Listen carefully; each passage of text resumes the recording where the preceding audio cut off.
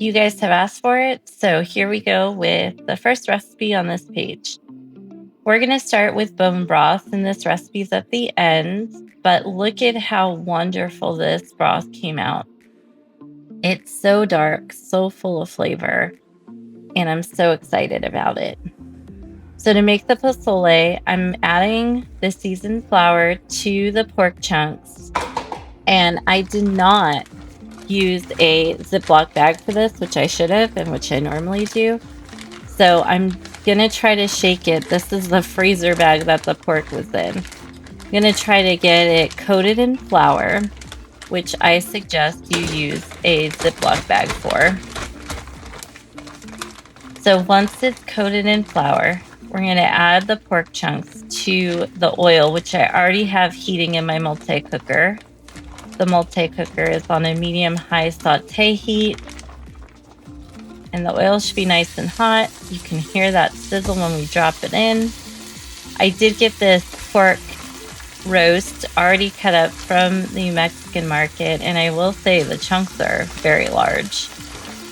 So if you can, try to have the butcher cut them a little smaller. It doesn't matter though, the soup turned out great anyways.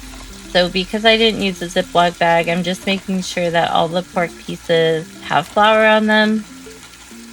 They're all nicely coated, and this is going to get nice and brown on all the sides.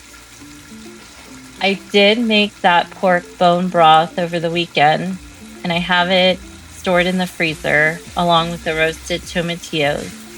But essentially, we're just going to add, after the meat is brown, the broth, the tomatillos, and hominy, and that's going to be the basis for the soup.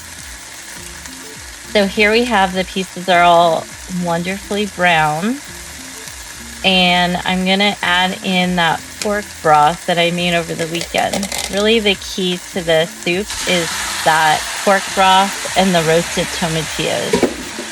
So for those tomatillos, while the bones were roasting, I just threw them in the oven with some oil, salt, and pepper. And here it goes in the broth.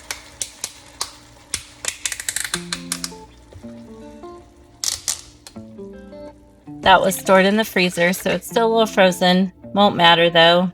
It's all gonna cook together. Next is coming the hominy, and I really love a lot of hominy, but if you want a little less, then use a little less. I think I used about 5 cups here.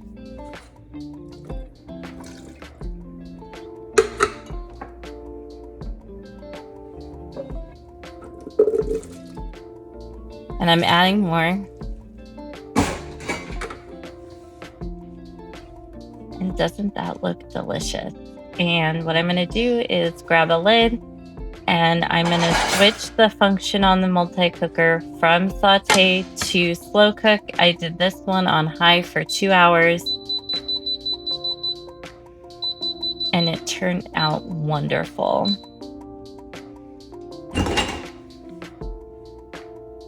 So here we go. Look at this broth. Look at the soup. I mean, that broth is so rich. It really makes the whole soup. Mine is full of hominy. Like I said, I really love it. And you can just, the meat is just falling apart. You can see the richness in the broth.